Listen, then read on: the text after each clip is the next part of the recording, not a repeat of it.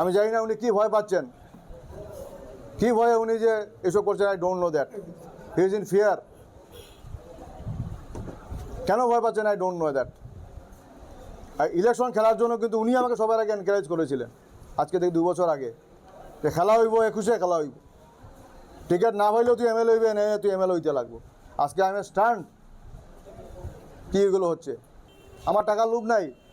আমার টাকা লোভ হইলে আজকে আমার বাবা মন্ত্রী আসলা 15 বছর 20 বছর, বাবার লগে লগে থাকি থাকি বাবা যা yes, my father yes man, আমি I am not a yes man, I am not a yes man, you know very well. I have got my own ideology, I have got my own opinion. বাবা এটা বলবে আমাকে মানতে হবে, কোনো লেখা আছে নাকি? হি মাইট বি রং। পিতা পুত্রের লড়াইয়ে সরগরম হাইলাকান্দি। পিতা গৌতমকে চ্যালেঞ্জ জানিয়ে ময়দানে রাহুল। দীর্ঘ রাজনৈতিক জীবনের বেশিরভাগটাই কংগ্রেসে কাটিয়ে দিলেও শেষ পর্যন্ত কোনো এক দুর্বল মুহূর্তে বিজেপির হাত ধরেন তিনি 6 বারের বিধায়ক, প্রাক্তন ক্যাবিনেট মন্ত্রী গৌতম রায়। ছেলে রাহুল রায় কংগ্রেসের টিকিটে হাইলাকান্দি থেকে প্রতিদ্বন্দ্বিতা করলেও গৌতম প্রকাশ্যে বিজেপির হয়ে প্রচার করছেন। এতে কিছুটা বিপাকেও পড়েছেন গৌতম তনয় রাহুল। তবে বিপাকে পড়লেও রাহুল মঞ্চ ছাড়ছেন না, বরং নির্বাচন নিয়ে আরও বেশি ফোকাসড রাহুল। জয় নিয়ে আত্মবিশ্বাসী গৌতম তনয় রাহুল। মজার ঘটনা হলো, হাইলাকান্দি থেকে রাহুলই কংগ্রেসের টিকিটে প্রতিদ্বন্দ্বিতা করুন, এই আইডিয়া ছিল খোদ গৌতম রায়েরই। গৌতম নিজেই রাহুলকে বলেছিলেন এটা, আমি গুয়াহাটি যাচ্ছি, বিজেপির টিকিট পেলে লড়বো, আর না পেলেও হাইলাকান্দিতে কংগ্রেসের প্রার্থী তুমি। বৃহস্পতিবার খোদ রাহুল প্রকাশ্যে এনেছেন এই গোপন সত্যটা।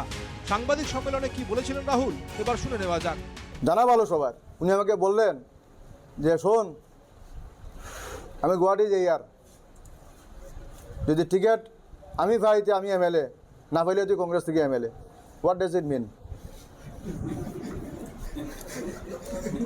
I am damn care, I don't say lie. 6 December Guwahati আসার পথে গৌতম রায় তার ছেলেকে কথা বলেছিলেন বলে দাবি করছেন রাহুল। সেদিন সকালেই গুয়াহাটির বিমান ধরেছিলেন প্রাক্তন ক্যাবিনেট মন্ত্রী গৌতম। 6 ডিসেম্বর ডেট বলে দিচ্ছে, 6 ডিসেম্বর বেলা 10:30 কোটিকা মর্নিং আমাকে দেখে যাওয়ার সময় বলছেন যে শোন, আমি কই যাও? কয় না আমি যাই আর গুয়াহাটি। আমি কিতা ব্যাপার? কয় না আমি যাই আর গুয়াহাটি, দিচ্ছি আমি টিকিট ফাইলাইতে আমি এমএলএ, আনে তুই এমএলএ, আমি এমএলএ, তুই কংগ্রেস থেকে এমএলএ। বাহ, সুন্দর। তো দিস ইজ পলিটিক্স। এখানেই শেষ নয়, চাকরির ক্ষেত্রে বরাকের শিক্ষিত ছেলেমেয়েরা যে বঞ্চিত হয়েছে এ প্রসঙ্গ তুলে ক্ষমতাসীন বিজেপি সরকারকে একহাত নেন হাইলাকান্দির কংগ্রেস প্রার্থী তথা আলগাপুরের প্রাক্তন বিধায়ক রাহুল। আজকে বরাক ভ্যালিতে সব বাইরের ছেলেমেয়েদের এনে চাকরি দেওয়া হচ্ছে আসাম ভ্যালি থেকে। আমার রাইট ও রং আপনারা প্রশ্ন করবেন। 2% চাকরি পাচ্ছেন আমাদের বরাক ভ্যালির ছেলেমেয়েরা। গ্রামে গঞ্জে দেখা গেছে আজকে বরাক ভ্যালির একটা 4th গ্রেড চাকরি হলো Tinsukia, Dibrugarh, Digboi, Guwahati. What is this? আপনি বরাক ভ্যালির কটা ছেলেকে আসামে নিয়ে চাকরি দিয়েছেন আমাদের দেখান না আমাকে। আপনি হাইলাকান্দির শিলচর, করিমগঞ্জ কটা ছেলেকে নিয়ে আপনি তিনসুকিয়া, আপনার ঝালুকবাড়ি, আপনার ইয়েতে চাকরি দিয়েছেন দেখান। গৌতমের জন্যই হাইলাকান্দিতে বিজেপির টিকিট পেয়েছেন মিলন দাস। কিন্তু রাহুলের টিকিট নিশ্চিত হওয়ার পর গৌতমের কথা মনে পড়ে মিলনের।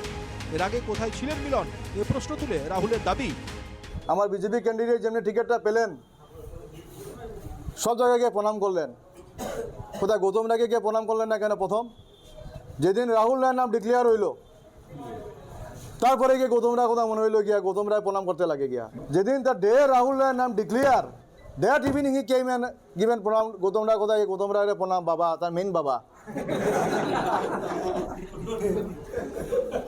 ভালো তো, দিস ইজ কল পলিটিক্স। আরও এক ধাপ এগিয়ে রাহুলের দাবি, গৌতম রায় যা পেয়েছেন সব কংগ্রেসই দিয়েছে তাকে, সম্মান, ক্যাবিনেট, সবকিছু। কিন্তু কেন জানি না ভয় পাচ্ছেন গৌতম। গৌতম রায়কে ভয় দেখিয়েছে বিজেপি। বিস্ফোরক অভিযোগ গৌতম তনয়ের। আমার বাবা উনি যা পেয়েছেন উনি অস্বীকার করতে পারবেন না। ওনার পরিচিতি, ওনার নাম সব কংগ্রেস থেকে পেয়েছেন। আমি রাহুল রায় বলছি, উনি যা পেয়েছেন কংগ্রেস থেকে পেয়েছেন। আজকে ওনার অস্তিত্ব হলো কংগ্রেস থেকে।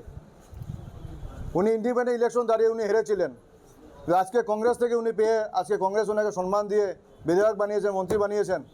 আমি জানি না উনি কী ভয় পাচ্ছেন। পিতা পুত্রের এই লড়াইয়ের পেছনে কোনো রাজনীতি লুকিয়ে আছে কিনা সেটা জানা যাবে সঠিক সময়। তবে আগ্রাসী এই রাহুলকেই তো দেখতে চেয়েছিলেন তার সমর্থকরা। আত্মবিশ্বাসী, আত্মপ্রত্যয়ী রাহুল। Report, NKTV Bangla.